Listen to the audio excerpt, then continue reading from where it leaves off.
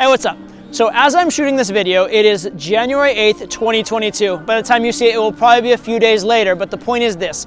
The new year has just passed. And if you're like a lot of people, you probably set some goals for yourself for the new year, and that's great. I'm all about reinvention, all about positive change. But the fact of the matter is most people fail at their New Year's goals, and it's very obvious why. It's very clear from the outset that they're going to fail. And right about now, a week, 2 weeks in, is when reality's sitting in and you realize, wow, these goals might actually be hard. So let's talk about how to actually achieve your hard goals for this year and start moving towards becoming the person you want to be right now.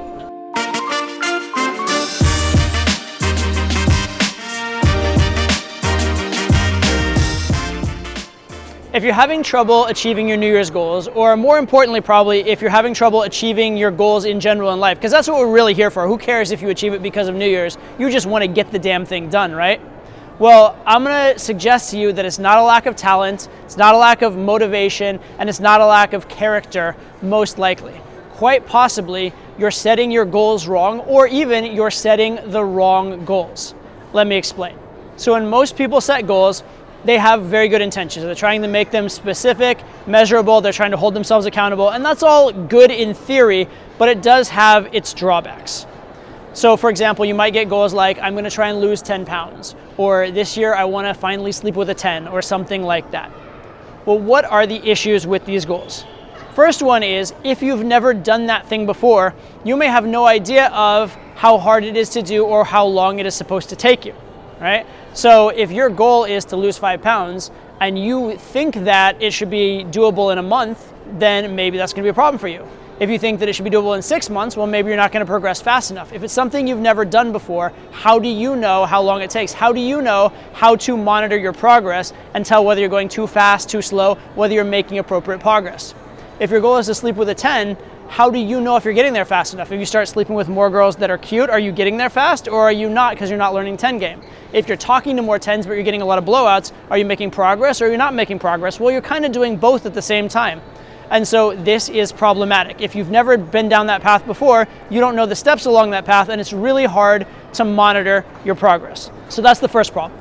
The next problem is what happens once you achieve that goal. So say your goal is to lose 10 pounds. What happens once you lose 10 pounds? Well, now there's no more motivation. Do you want to lose another 10 pounds now? Well, that seems even harder, even more daunting. Do you want to go through that whole process again? And now you're kind of happy with your weight. You relax about it, and all of a sudden you put the weight back on, right? If your goal is to sleep with a 10, well, let's say you fluke out and sleep with a 10 and haven't improved your game that much. Well, now you're going to be right back where you started with one nice story to tell, right? Or maybe you don't get there, and then you lose motivation halfway through, even though your game has improved tremendously and you've actually gotten a lot out of having that as a goal, but you get frustrated and quit. The final problem with outcome-dependent goals in game is they're not within your direct control. If you're looking for a certain response from the girl, you can do all the things that should motivate that response, but you might not get it. You can do a great approach and get a rejection. You can do a mediocre approach and get a success. And what you really should care about is the improvement in what you're putting into the interaction, not the improvement of what you're getting out of the interaction. So why not focus on what you can actually control? It's going to be a lot more gratifying, a lot more fulfilling, and your success is going to be a lot more consistent. It's not going to be all over the place, which can also be frustrating. So if outcome-oriented goals don't work very well, what's a better alternative? Well, I want to suggest performance-oriented goals or habit-oriented goals. The idea is, instead of focusing on the thing you actually want to get, focus on the thing that if you do it, you are fairly certain you will actually achieve that outcome, and then do that thing. This is much more directly in your control. So for example, if your goal is to lose 10 pounds, maybe instead what you want to do is you want to not eat carbs a certain amount of days per week, right? Or maybe if the goal is to lose weight, then what you want to do is you want to make sure that you go to the gym after work every single day, right? And you can even do things to force this to be the case. You can create some kind of routine that forces you to go to the gym.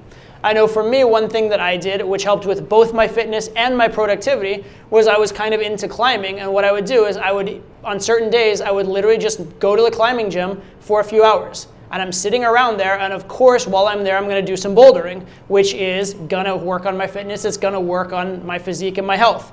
At the same time, between sessions, I have my computer and I have nothing else to do. I actually intentionally wouldn't allow myself to connect to the internet. I just did the creative work that you can do without the internet, and I had literally nothing else to do, no distractions, and so I got the work done. So this one thing of forcing myself, scheduling it in to drive to the climbing gym and spend 2 hours there, and I didn't even tell myself I'm going to do X number of routes or I'm going to answer, emails or write this many blogs or anything like that.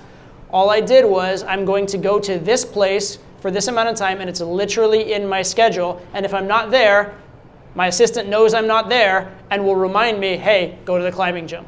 Does that make sense? So what I did is I created a habit that got the outcome I wanted without me having to push or force or stress about it. And that kind of thing worked really, really well for me. So what would this look like in game? Well, instead of the goal of I want to sleep with a 10, or even I just want to sleep with more women, how about making yourself go out to the area of town that has the bars at a certain time every single week. And then while you're there, you can do whatever you want. You can walk around, you can get food, you can walk into the bars, but you're out there doing this thing. That's a start, that's a habit. Or more specifically, instead of making the goal to achieve a certain amount of results with girls, how about it is to do 10 approaches a week, right? Doing 10 approaches a week is the goal, as opposed to sleeping with X number of girls. Now, that's not a full goal for an advanced guy, but for a beginner, that could work. For an advanced guy, you'd need a second step, which is you're going to go out a certain amount, and then you're going to make an active effort to improve each time. So for an advanced guy, it's maybe you want to do 9 approaches a week minimum, and at least 3 times a week you sit down and think about your approaches, right? And again, you can schedule this in. You have 3 times a week where you sit down and say, this is what I want to do the next time I go out. If you do that on a consistent basis, if you make that a habit in your life, well, you know you're going to get more girls, hotter girls. You will eventually get the 10. And it may be in 3 months, it may be in 6 months, it may be next week. But you know that if you do that thing consistently, you're not only going to get 110, but you're going to start getting 9s and 10s over and over and over again, which is what you really want. You don't really want to just sleep with a 10 one time. You want to become the guy who sleeps with 10s.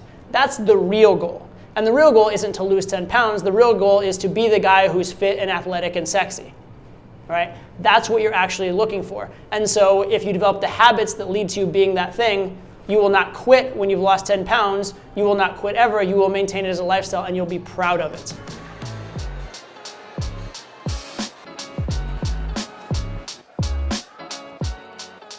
So as I was talking about forming habits, you may have noticed that I also said becoming someone, becoming something. That's actually the key final step that you're trying to achieve. You're trying to become the type of person who does this thing, because once you do that, the habit is set and it will not go away. So once you go from the person who is acting in a healthy way to the person who sees himself as a healthy person as part of his identity, wouldn't even consider being unhealthy, now you're going to stay healthy. I'll give you an example. When I was in college, I didn't drink ever. Even when I was going out a lot, even when I was starting to learn game, I didn't drink a single time. And the reason why was one simple idea: I am an athlete.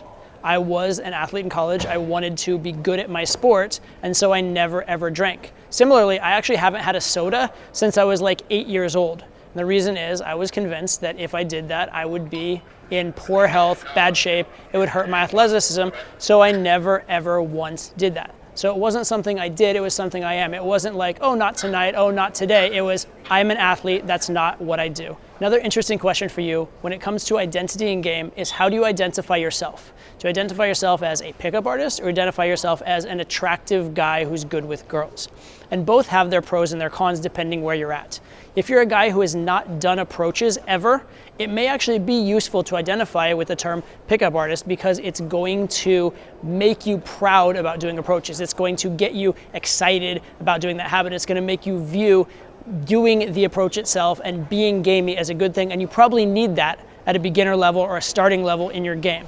However, as you get better, it's very important to actually shift your identity, not to pickup artist anymore, but to guy who is good with girls. Once it's a given that you're going to do approaches, once it's a given you're going to take action, in order to get the right action, to make it just happens, to be naturally attractive, it's actually very important you move past this is something I'm proud of as something I do, to this is something who I am, because that's going to make game more of an embodiment and more something that flows through even when you're not in pickup mode or when you're not doing approaches. And it's also going to make your game a lot more, it just happened, a lot more seamless, a lot more natural, a lot more effortless. So it's important though to think about what is the identity that's going to work for me now, and then here's the steps.